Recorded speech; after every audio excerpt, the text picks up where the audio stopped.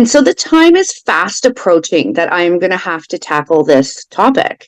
And as much as I've always been very aware, it always seemed like, okay, in a few years, we're not there yet. It's not happening yet.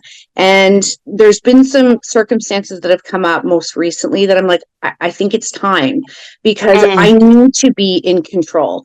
And that's something I'm extremely possessive over, is having that control.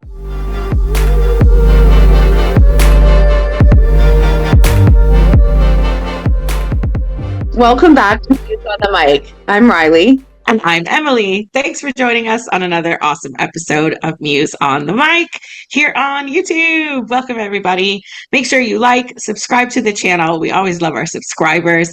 And join us on social media. Subscribe to the Patreon to access all of our extra episodes, which includes all of Season 1's extra spicy episodes on there, too. So it's binge-worthy now. We've racked up binge-worthy. I love it. Join over there, and let's hop into today's topic. Riley, let everybody know what we're doing today. It's an interesting one. It's one that I can personally relate to quite a bit, so I'm anxious to jump into it with you guys. We're once again talking about stigma, but more specifically, stigma in parenting and sex work. A dicey topic for many, indeed. I love it. I know that we got a video we're going to show everybody, and it kind of sparked a bit of conversation with us and some current things going on in real time right now.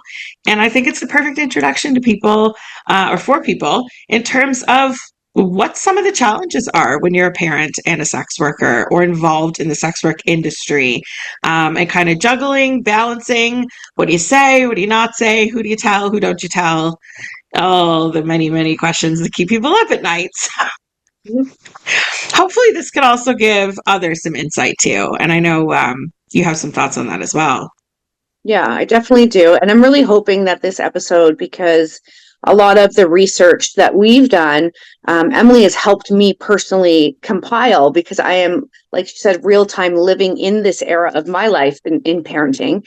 But I'm hoping it also helps a lot of the girls out there, girls that are currently working in the industry. It's a tough road to navigate, and there is a lot of stigma. So I think we should start with the video and then jump into discussion.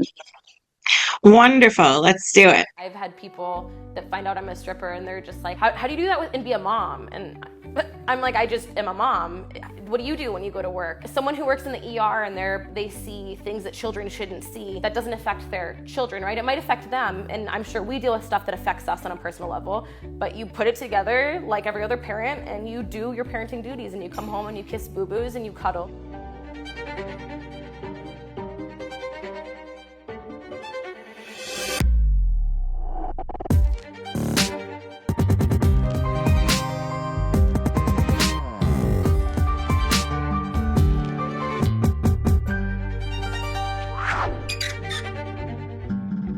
My name is Lexi. I'm 26 years old and I'm a stripper. So I was in kind of a financial bind. I was out a lot of money right after I had my second baby, and I needed a job quick. So I traded a baby carrier for a pair of stripper heels, literally, to a friend. I auditioned at a club and I got a job.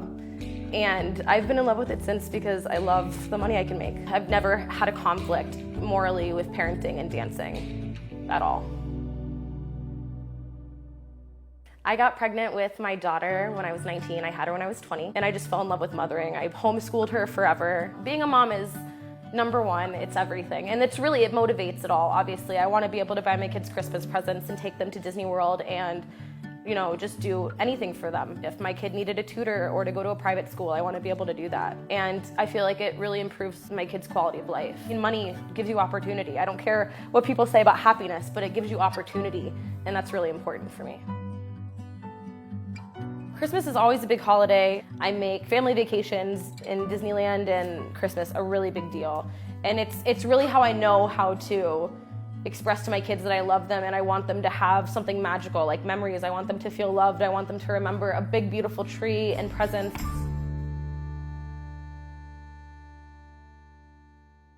When my family has ever criticized what I do, or they're like, I wish you wouldn't do it, they'll claim it's about my safety. But I tell them that if you really want me to be safe, what you do in your everyday life is don't let people make jokes about strippers. Don't let people talk about us like we're not human beings, or You know, when you hear that a stripper has been murdered, don't let other people say, oh, well, you know, she's kind of asking for it. Don't make excuses for our dehumanization and our violence. You know what I mean? That's what's going to make us safe overall, is by changing how people view us. I have definitely experienced being outside, spending time with people, and them just assuming that since I'm a dancer, that I'm more sexual, or I'm gonna do something for them, or I just really like it. I just really want to take my clothes off for them or something. But the first night I ever danced, I was assaulted. Like, I had a guy try to put a dollar bill inside of me while I was on stage. That's how he thought he was gonna tip me. Like I said, like jokes and stuff like that contributes to people feeling like, we want it, it's cool, it's what it is, you know, as opposed to this is a pay-to-play situation and every girl has different boundaries. My daughter knows that I dance. She knows that I work at a club. She knows that I go on stage and do tricks on a pole. When she asks why she can't come and see me work, I tell her it's because they serve alcohol, so it's not for children. She has no concept of a lap dance or anything like that.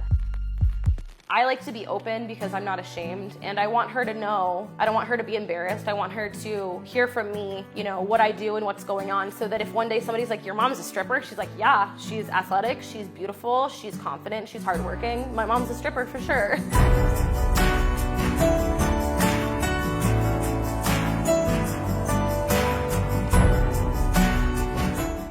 About providing for them. It's just about giving them the life I think they deserve, which is everything and more. As I be able to give them more, I want them also to understand that other people don't have that and the hard work that it takes, and let that be the perspective, the lens that they see it through.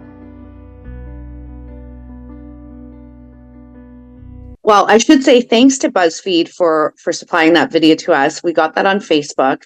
And I think there's a lot of points to cover. But I think one point that was really fascinating to me that stuck out, and it's a US statistic, and I think these numbers even could be off, but they had 400,000 dancers in the US alone, and $2 billion industry in revenue. And I think that speaks volumes to consumption. And the sex industry has a lot of consumers. And I mean, whether this is strip clubs, massage parlors, or escorts, there's men consuming our product, us, right? So Right. There's got to be women to supply. And so why do those women get stigmatized, and why do they live in the shadows and the secrecy? It's true. And add in anything like financial dynamics, family dynamics, political dynamics. It just can get so complicated, so judgmental, and at times even dangerous and scary based on where the stigma is coming from and kind of the environment or angle it's taken from. I know we've done a couple episodes or portions of episodes too, talking about that kind of stigma, getting mortgages or, you know, custody battles. Like, there's so many different aspects. Those statistics, I think, are completely under exaggerated for the population in America. But that statistic is dancers alone. Right. Let alone rub and tugs, let alone, you know, all the escort agencies, indie girls, dungeons, OnlyFans, sugar babies, like the millions and millions of people in North America, let alone the entire planet, that are involved in sex work. It's bizarre to me that there's still so much stigma, because it's a giant chunk of the population. We're not talking about 3 people on a one-off. We're talking about millions and millions and millions of people all over the planet that kind of get into some of these uncomfortable topics herself. And I love how open this girl was about her kids and about being a mom and what motivates her and what kind of keeps her focused and clear-headed. Because the money that can be made can get very foggy, right? So I like that she's maintained that motivation, keeps her kind of not on a straight and narrow path. That seems a little conservative to say, but just going in the direction of her goals. And I think that was like really impactful to me. But it all comes down to the same thing, the stigma, over and over and over. It's interesting. There's always this thought that sex workers choose sex work because it's an easy job, or it's the easy way out. And I mean, there's an element of it's quick money. It's not easy money. It is a labor intensive job. It is, it takes a lot of your body and your emotions to do this job properly, I should say, because anyone can go through the motions in any position, but to be really good at it, it does take a lot out of you. And I hate when people view sex work as this, oh, it's easy, she just rolls over and gets laid. Not the case, sir. Not the case. And if that were really the case, I doubt there'd be as much demand, let alone Right. supply. Because let's be honest, most married guys already have that at home, right? The wet Right. noodle, the disinterest, all the things. Someone that just lays there and takes it because it's Valentine's Day and they have to. If you're a really good sex worker in general, whatever level of service or mileage you're providing, you're doing it with the utmost of interest. You're doing it with the utmost of passion, engagement, connection, intimacy. And you are literally eyes to eyes, face to face, butt to butt, whatever you are, and you're in it, and it's got to be good because I mean it's the same as an actor, right? You're either believable or you're not, Yeah. and the best ones, the line should even blur on when you're whether you're acting or not the entire time because it should be that good. And so if someone's that good at their job, they're making the money that shows for it, right? So skill Mhm. level financials will balance out. Why are we stigmatizing people that become top tier professional or best in class or the leader of the agency or the top booked girl at the strip club? Like those are actual accomplishments Mhm. and the financial freedom that comes with it. It should be recognized. It shouldn't be something that's stigmatized. And when it comes to supporting family with that money, that is such a motivator for so many sex Mhm. workers. We know cost of living is high. We know there's certain areas in North America that are just unaffordable. We're in Toronto. It's Yeah. one of them cities, We are. like we are outpricing New York. We are Mhm. outpricing San Francisco, Vancouver, LA. Like it's crazy how expensive it is here. And even through the pandemic, more and more people turned to sex work, which they probably poo pooed or shunned Yeah. before, suddenly saved the damn day. And yet, what happens when a family member finds your OnlyFans? Or, what happens when the kids are in lockdown and you still have to see customers? And it can get really complicated. And there's no set rules or guidance or like a book to turn to that tells you, best practices on how to do that. And I think that's why we kind of dove into the research to find out, like, how do you tell your kids? How do you Yeah. tell, young minds that may not be ready to know all of the details, of course, Mhm. but arm them in a way that they're prepared for some of the stigma that will eventually come, Yeah. unfortunately. Yeah. And to It's take not it easy. kind of a little bit on a personal level, and like I said, Emily's kind of been involved in this with me kind of every step of the way. And for most of you, I think you know, but if you don't, I have two children, a boy and a girl. They are not, or 10 and 11. And so the time is fast approaching that I'm going to have to tackle this topic. And as much Yeah. as I've always been very aware, it always seemed like, okay, in a few years, we're not there yet. It's not happening yet.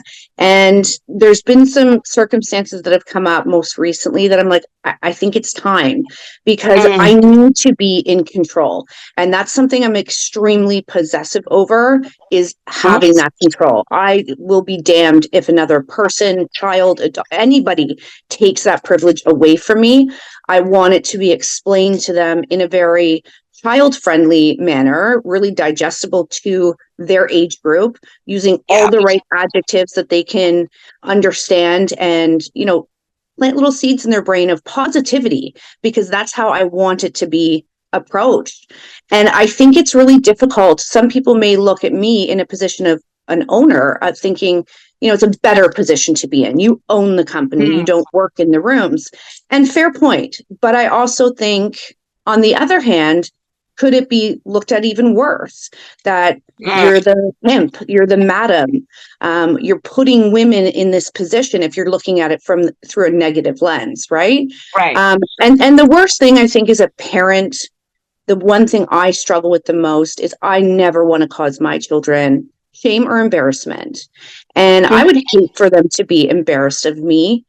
I think as they grow up, they will come to realize who I am and what I do. But it's that initial introduction to my world it's terrifying. And I think you need to arm yourself with a lot of information. And that's what we've been trying to do collectively, Emily and I, to prepare me for that. It's so true. I feel, first of all, I want you to have the most support possible. And I'm ride or die. That's just a given. So if you need me to stand on my head and make a poster come out of my ass to tell them, I'll do it. I don't care. It'll be a glittery, sparkly poster, mind you. In general, I think if you feel supported and prepared, I feel like you'll be able to approach it. I'm not a parent, but I'm sure it's just as nerve wracking to have the sex talk with kids. I know that's one of the talks that parents think, oh, that's years down the road. Oh, no, not yet, not yet. And then, oh, shit, now it's here, right? Right. Like all of a sudden they're in sex ed class, it's grade 7, and they're like, oh my God, because all the kids are doing it. That just the more education you have about it, the more prepared you can feel, the more you can kind of like play out different scenarios in your mind, or we could role play and discuss back and forth. Well, how might they react if I say this, or are these the right adjectives? Will they understand this word or this word better? But I think if you give them that basis, it will make understanding what mommy does so much easier, because yes, there are the haters, the naysayers, the political conservative types, the anti-sex work activists out there that will use the P word. They will use things like that. But to us and our perspective, and I know this comes from me being in the industry as well, is that we are technically sex worker owned. We are not just oblivious. We are not just coming in out of the blue, like many other owners thinking, oh, cash cow business. Let me just buy a nightclub or buy a casino or buy a rub and tug. We came in with goals. And part of that mission was for women, by women.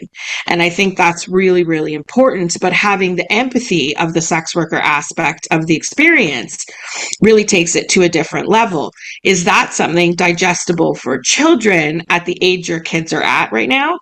Absolutely not. But it sets the stage, because mommy provides a safe place for women to have full autonomy, to make choices about who they spend time with or what they do with that time, that they're able to legally and licensed and safely offer companionship to people that need it, to be able to spend time with people who need someone who cares or need someone to listen, and to share intimacy, experience, touch therapy. Like there's so many different elements to sex work that might not be the flashy stuff of like the tits and ass and porno, but it is the real meat of it all. And it is how so many sessions end up. Some of my kinkiest and naughtiest and pervious clients, the longer you saw them, the longer you get to know them, you end up having very real conversations after or before all the fun time. And so even in the kinkiest of moments, there's still that humanity. There's still those nuggets of someone needed company that day. Someone needed someone to attend to their needs that day. And the fact that we are women, empowered and able to do that for other women, is to me the cream of the crop. It is why I love Muse for what it is. I think it's why we make the splash we do. And I think your kids are going to be super proud of you for that, because mommy is a rock star. Mommy is an industry leader. She's a game changer, an innovator, an activist, an educator, and you're kind of like this.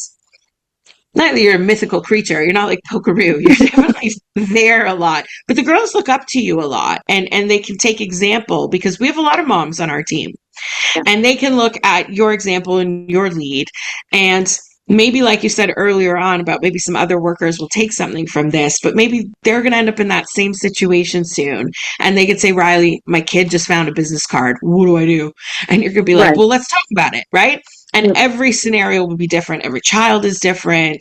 Every, family upbringing, religious, moral beliefs, all that construct. But I think having someone to talk to who's been there before is such a vital thing.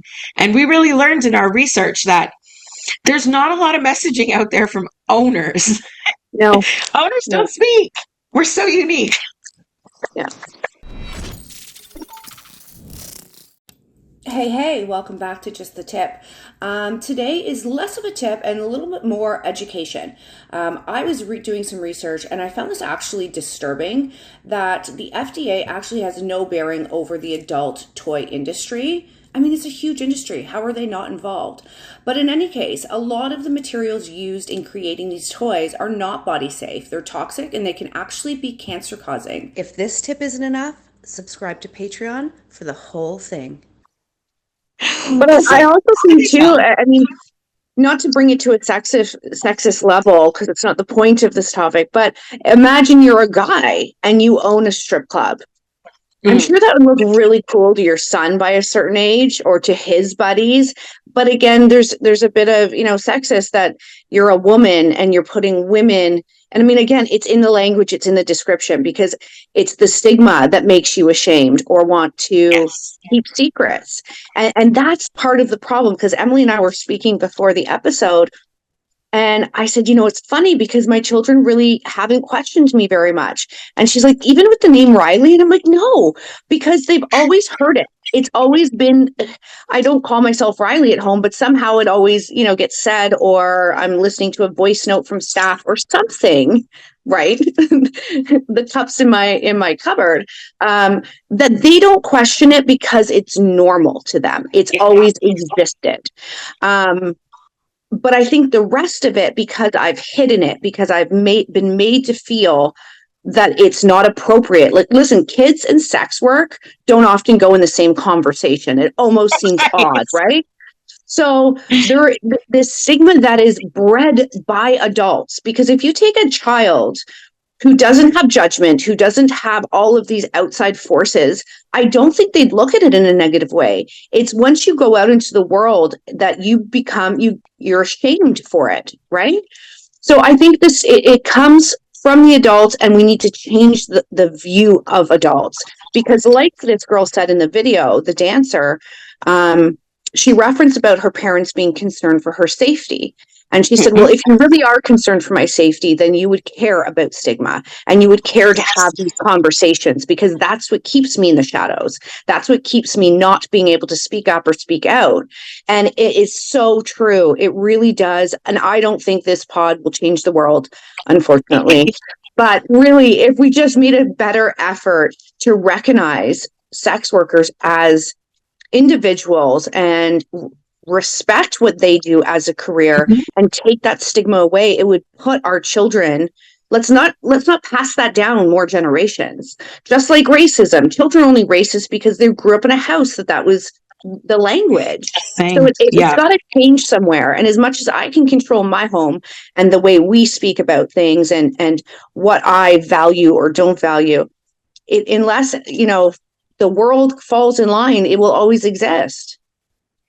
It's so true. You make such excellent points. And I think that was my favorite part of her video, to be honest, because it's an impact statement. It made me kind of pause the video for a second, go, well, shit, I've never worded it that way before. I could go on and on and on, as I'm sure y'all are learning. I can ramble away all the reasons why stigma is bad, or why someone should or shouldn't worry about their partner, their family member, whatever, being in sex work. But we know from our discussions about sex work law, for example, that the less harm that is placed upon workers via stigma, the less dangerous an environment it is to work in. It's no different than adding new safety regulations to a factory, or ensuring that, you know, plumbing materials are upgraded, or that asbestos is removed from a home. I mean, evolution is important. Progressive movement forward is always important. That's why my politics lie progressively, because I think the less stigma that is out there, the less danger it is for any sex worker, whether she's a high-end worker, whether she's a street-level worker, and everything in between. I mean, to be honest, I don't think if I would ever be able to handle being an indie escort. I don't know if I would have done it back then. I definitely don't feel I could do it safely now. I see sex work Twitter, and it's a terrifying place with all the stories I hear. And many, many, many of these issues that come up have to do with stigma. One of the main things that indie escorts now do, thanks to the dawn of internet, social media, etc., is screening for customers, which, think about old school stories of hookers on a street corner. There was no screening. One of the biggest problems about the Nordic model, which is the governing regulations here in Canada, is that it makes it harder to negotiate because the client isn't wanting to take that risk to chat on a street corner about it. And so there isn't that. And yet the amount of threads I see on Twitter from just bitching about clients refusing screening procedures, won't give their LinkedIn, won't say their real name, won't give any sort of security. It's because they too are under stigma.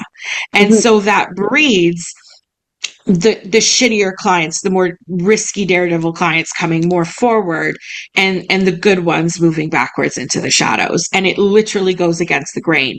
So if that kind of stigma wasn't there, her parents wouldn't have had to be as worried that she's safe and okay. Like if she had said, I'm a cocktail waitress at a nightclub, would the question have been, are you safe? Right. It would have been like, are the drinks good? What's the price? What's the crowd like? Is the DJ hot? Like, what's like, you'd ask other questions. You wouldn't automatically to go, oh my God, you're going to be murdered. And it's stigma that does that. And if we could little by little, like you said, maybe we're not going to change the world, but we could change little pieces of our world. And even if it's just in the body rub industry, maybe it's only Toronto local. But if we can improve the safety things and the stigma things and make it easier to talk about, which I think we do. I think us even speaking on camera normalizes a lot of pieces of this industry. Then when it comes to a girl having to sit down with her kids at any age, teenagers, what have you, and find age appropriate ways to discuss what mommy does for a living, what mommy used to do, how she paid for your private school, what mommy's going to go back to. Like sex work is very fluid that way. People go in and out of it, right? And so those conversations would be so much easier. It would be so much easier to call up a bunch of workers or send out a tweet and say, hey, community, I want to do a collective discussion. Let's, rent out a spot in a library where we can have a group think, or a town hall kind of vibe where everyone's just giving information and having conversation, which normally sex workers only do in protection of bad clients. That's really the only time that workers, escorts, strippers, etc., all kind of come together to share information. It's rarely, this is how you get a mortgage at a bank, or this is the best way to tell your 13-year-old, that mommy's got to go to the club on an extra night because you now want to go to Harvard. Like those kind of conversations should be able to happen. No different than if it was any other job. I mean, if your dad's an oil rigger, that's a very dangerous job, right? So where do those same conversations come in? And they don't. It's always with the stigma with sex work. It would be so much easier to navigate or share that like supportive information again if the stigma wasn't there. It's grinds my gears. Yes, too. And I think it's such a shame because in general we are so proud of who we are and Muse and everything we've gone through to build Muse. And I feel like the world it stifles my pride. And I think I'm already setting myself up for not failure, but tough questions from my children, because it won't just be, okay, this is what mommy does, and using, again, all the right words and really comforting language to them. But at the same time, the immediate thought for my kids must be, well, why has she lied? Why didn't she tell us before? So that pride that I should have been exuding from the get-go, I didn't. I hid it, right? And yes, that's my fault, and that's a choice I made. But the choice was so natural because, again, sex work, children, these things, they don't go in the same sentence. That's the way we've been brought up to believe. Even me, who owns a business in the sex industry. So it's crazy. It's the whole topic is difficult. I think you're right. I think this episode, I hope if it reaches enough girls, I believe there's a lot of mothers within our industry that I would totally be a part of some sort of collective coming together, whether could be someone helping me or us helping someone else. I'm up for it because I think as a mother, you love your children. I would go into sex work just to support my children if I had to. We do anything for our children. So why not come together to figure out how can we properly guide our children to not be raised to live with such stigma and embarrassment of their parent. It's terrible. Think how amazingly they're going to be equipped, though, because if you give them that foundation, give them those starter words so that when some little shit in the playground or whatever, finally gets to Googling or some crap, they're already going to have their verbiage down. They're already going to know who mommy is. They're already going to know what to say or how to share their thoughts on the matter. And Mhm. wouldn't it be interesting and enlightening to that little shit of a kid who's trying to maybe bully or like pick on someone or point something out, Mhm. nana boo boo, to be told something he wasn't expecting. And Right. instead, your mommy's and you'd expect, no, she's not. And like chaos Right. ensues on the playground. What if he has stats and he's like, well, she employs 37 women to be, autonomously chosen of their own accord and and he got a speech. We'll be like, okay, Mr. President, I'm sorry. Right. And It that will will, shut them up and it will spread that energy. And I think that's where yeah. the good part is. Well, I've got a mixture of both because I could so see my daughter being that activist that like, you want some facts on my mom, and my son would probably just punch them, and I get a call from the school. So it's balance, right? Boys and girls. I know they're different. They're different. They're very different. But I think that's actually an important little highlight too, because I think the way you speak to a boy about it and the way you speak to a girl about it will be very different, should be probably different. I mean, even think back to when I told my parents, the way I approached my mom and approached my dad was Yeah. very different. It's a different conversation. Hmm. And it wasn't necessarily sexist based. My dad has always been a businessman and my Right. mom was an education. And so the approach was obviously going to be different. It had nothing to do with male or female. Hmm. But little boys, little girls at different age groups too, I think it is important to approach them a little bit differently. And being a single parent with multiple children, you don't even get one-on-one time with your kiddos. And Right. so maybe that's part of the plan too, right? I'll take the other one and we'll go Right. do things that we may not approve of. And I'll be like, shh, don't tell her. We're going to go eat all the stuff and put earrings in your ears and do all the shit. Right. Well, mommy has a play date with her son, and just vice versa and juggle that out so that you can approach each one individually because I'm sure most people's kids are like this, but your kids are each such individual characters with their Hmm. own individual personalities with very little crossover, to be honest. Genetics. Yeah. Their personalities are so different that their interpretation and the words that you're going to choose will be different, should be different. Mhm. But again, then they're going to be equipped. And long term, that will change your daughter's ambitions or how she may view what's possible in the world. And it reminds me a lot of racial inclusion and equality, because it's a lot easier to say to a little girl, oh, you can be president one day, when there is a girl president. Like Right. representation really matters. And with a boy, I think it will help frame how he thinks about women and how he thinks about intimacy, or when a man needs companionship, that he can speak up and say so, that he Right. too has autonomy, and that women's time should be cherished, and that they have their own goals and ambitions. And I think the Hmm. whole like Hollywoody thing of, the hooker, the prostitute, society's so far past all of that that Hmm. we're not unique in the sense that we have our own business. We are unique in the sense that we're female body rub owners, but we are not unique in terms of sex workers who've gone out to Right. do something with their work, right? There's activists, there's authors, there's other podcasts, there's all kinds of different people who have made something of this job. And just the dumb little hooker thing is so old school that it's not even a reality anymore. The Hmm. reality is that we can enterprise, that we can Right. branch out, that we can build something fabulous. We can shatter those glass ceilings. And if that's not inspiration to young minds, nothing else is. Because how could you even fathom being president as a little girl if you can't fathom mommy owning a business? Like, it really Right. has to tie into all of that. It's going to broaden their horizons and allow them to learn how to deliver empathy, because they will come across someone who's a minority group or who is Hmm. stigmatized in other ways. And it may not be the same circumstance, but they can be like, hey, you know what? I know about stigma. My mom taught me about stigma. And, Yeah. immigrants are stigmatized and gay people are stigmatized and all these other things. They could talk about it. They could relate with their peers and just get into more growth conversation, progressive conversation. And I think that's the best way to equip children. Yeah. Education is everything. Just give I them all agree. the tools. And then he can go fight his battles on the playground himself. He's a little scrappy one. He'll be fine. Well, I mean, the time is coming. I think it was even last night. I told you I had notes on my kitchen counter about anal stretching, only in my household. But I was like, holy shit, like my children can read.